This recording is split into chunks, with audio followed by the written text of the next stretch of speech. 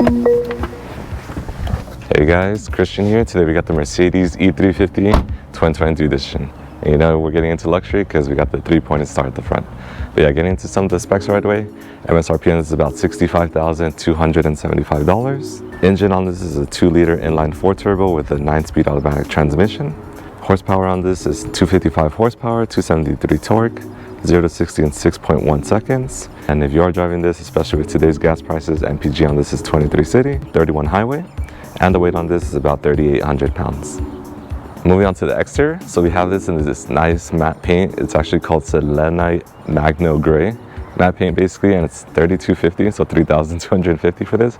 It is quite pricey, and I know matte paint is actually a little bit harder to take care of because you don't wax it the same, and when you wash you want to even take care of it a little bit more. It's really nice paint. I love the matte. I know the camera picks it up well, but it just has like a different shine compared to just like a wrap, so it just does a really nice job. And then moving on to the exterior, so we have the foldable mirrors as we see. Right now it's folded because the car is locked. And then going on to the wheels, we have 19-inch wheels, which are 5 twin-spoke wheels, and they're AMG as well too. The interesting design, as my friend was mentioning, they kind of look like a spider web, I guess the way it's kind of set up. So moving on to the front, so we have the LED headlights up here.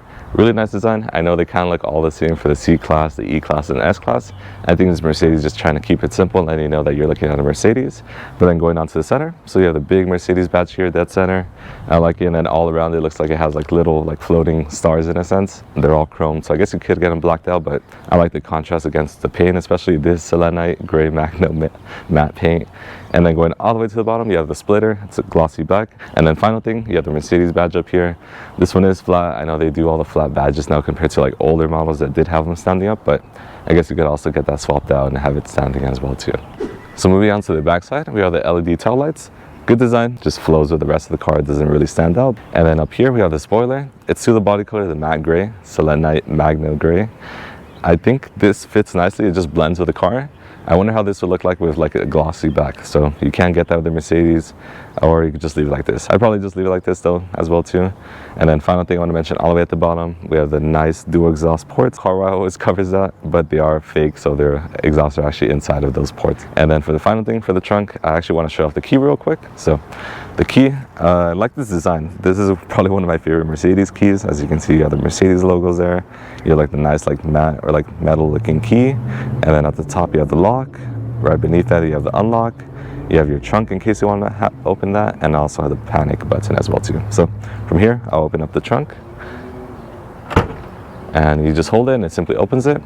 And as when we look in here, we have about 13.1 cubic feet of space. Good space. You see it lifts up towards the end, so it gets about here and then it lifts up a bit, just so you know. So besides that, it's flat. And then if you do want to actually put some things in here, you have a little bit of space over here, so you have the little net. Or just hold your stuff in there. And then maybe you want to have some groceries so they're not always moving around. You have a little bit of a gray latch here.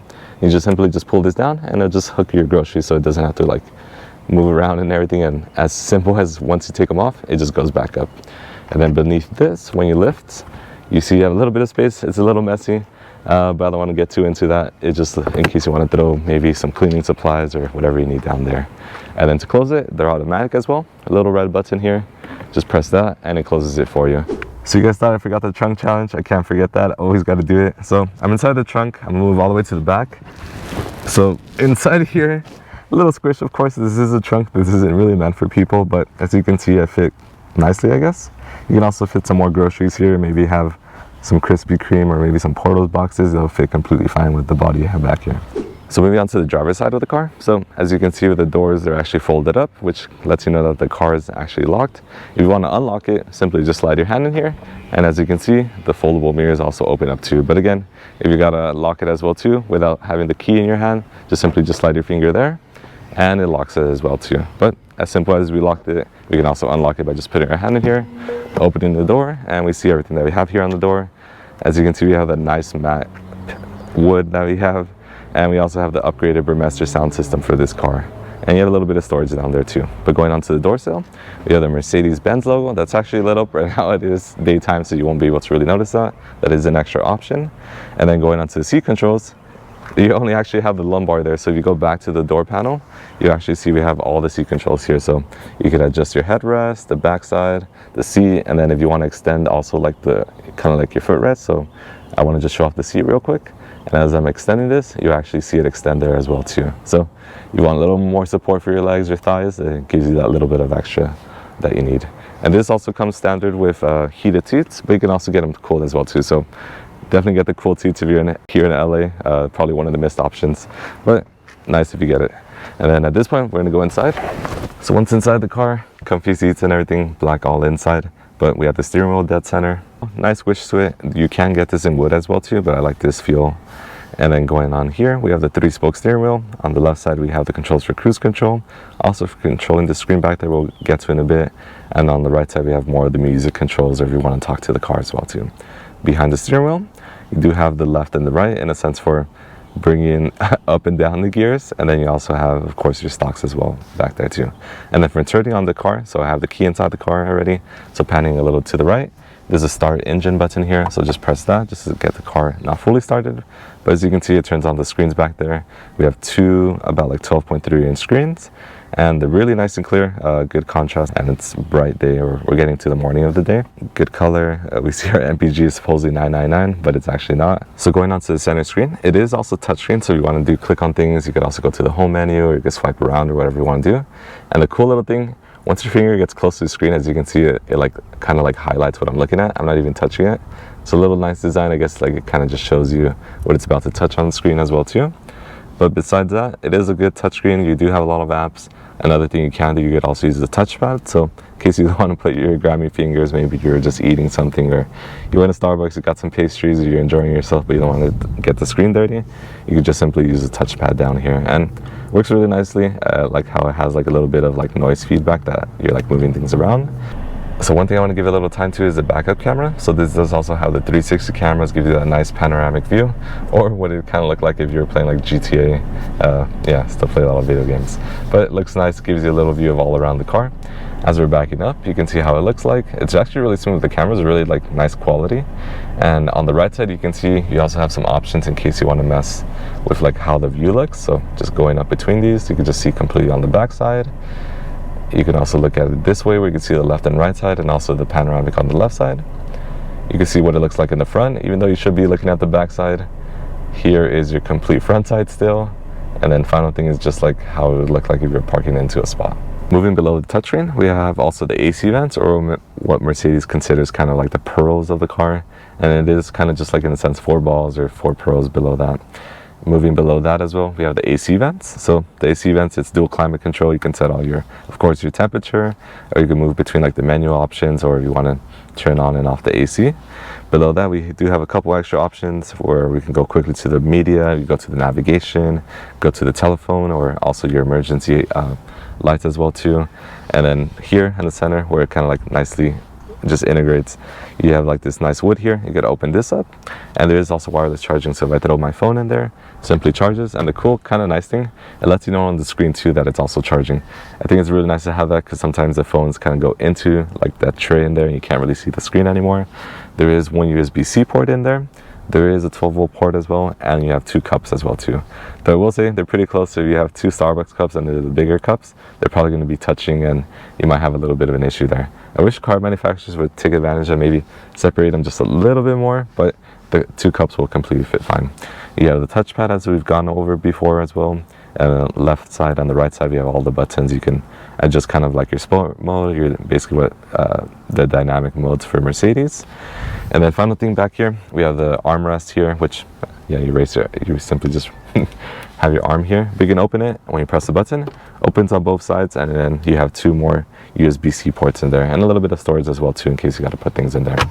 And then this car also has a $1,000 panoramic roof option. So if you glance up a bit, you can see I have it open. You can also open it all the way. So if I just start opening that up, it's nice to have, not necessary, but I think it just like makes the car a little bit more opening, and you can let the air in, or maybe you're in sunny California where the weather's usually pretty good. Sometimes hot though, but it's just a nice thing to have. So going on to the back seats. So as soon as I enter, there's already my driver's side position. So my knee room, once I'm inside, seats are actually really nice and comfy. They're the black seats. I like the contrast. When there's a lot of contrast, I wish they were like gray or something else, but the nice black seats, just all luxury. But going back to the car, My knee room is good. I like that the seats are kind of just made for giving that extra bit of knee room. Looking up, we have again the whole panoramics open, and there is like a front glass portion. And if you glance up back here, there is also like a black glass portion as well too. So kind of just has like separate ones. You can also completely close them too. Going up to the center, we have 2 AC vents. It kind of goes back to the string of pearls. There's 2 of them back here. And then for an extra $50, fortunately, and I guess unfortunately, you do have that option. You can pay an extra $50 for 2 USB-C ports. So at least they give you the option to add instead of just simply just not having it, or yeah, I guess I could have just gave it to you for free as well too. There is also another 12-volt port in case you need that too, but closing that back up, you can also bring down the armrest, and you do have access to either some storage, which is kind of nice. It's actually really nice feel here. So if you do have your phone here, probably won't get scratched. But you also have 2 cup holders when you press these in.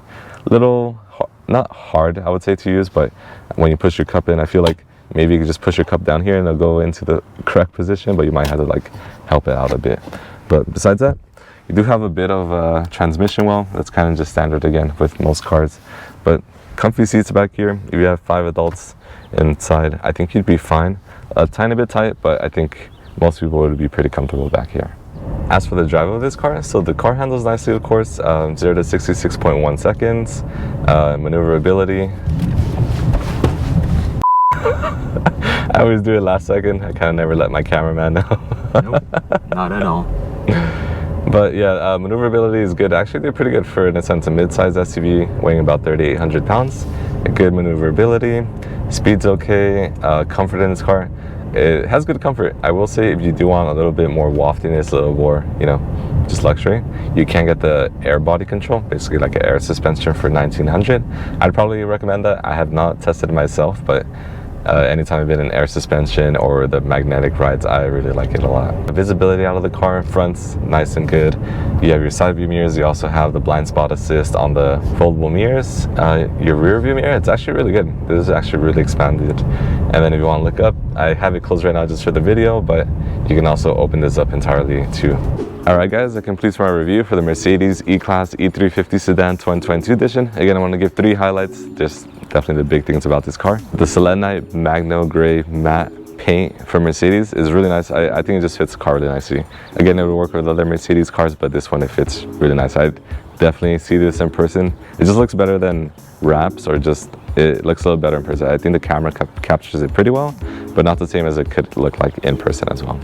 Other highlights, I want to give the whole front bumper. It just looks really nice. The lights, the chrome, kind of like this pattern up here, and then the front bumper, even though it's not like the, in a sense, the AMG model, which has a more aggressive front bumper, it just fits the car really nicely. And then the final thing, just the screens on the inside, the 2 about like 12.3 inch screens, kind of just flows nicely. I know they are 2 separate screens, but it just gives that nice like expands feeling that you have a really big screen in front of you.